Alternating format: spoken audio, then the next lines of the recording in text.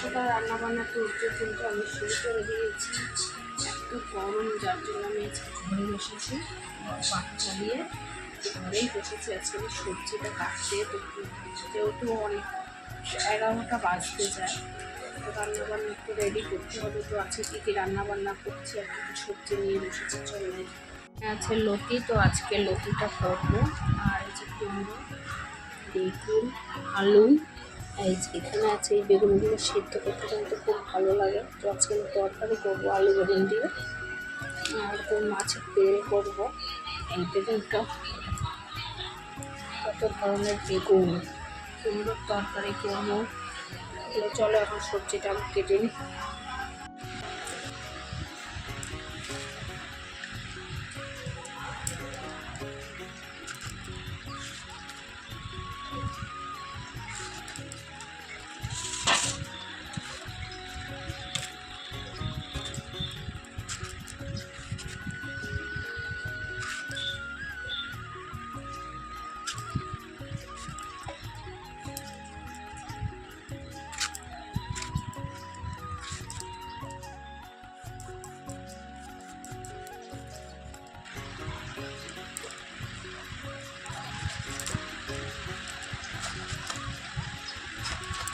বলেছিলাম বেগুনটা কীরকম হবে, ঠিক বুঝতে পারছি, ভালো আছে বেগুনটা।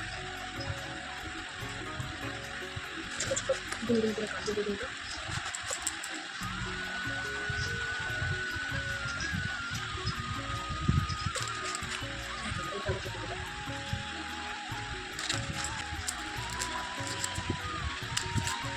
যা গরম পড়েছে বাইরে, পাখার নিচে না থাকলে হবেই না।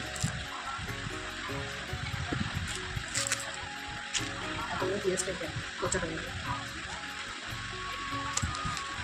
তো পেঁয়াজটা ফেলে দিতে হলো। এদিকে এই পেঁয়াজটা দিয়ে দিচ্ছি, এরকম পেঁয়াজগুলো কেটে দিতে হবে।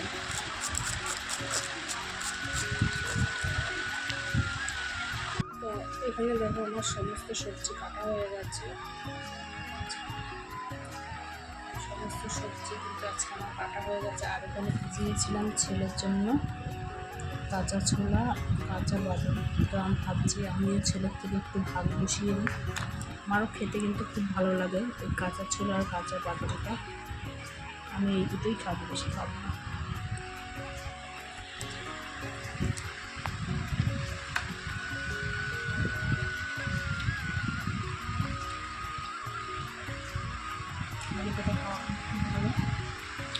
আমার ছেলে যেহেতু কিনে গেছে, ওই জন্য এটা ভাই ভিজানো হয়েছে।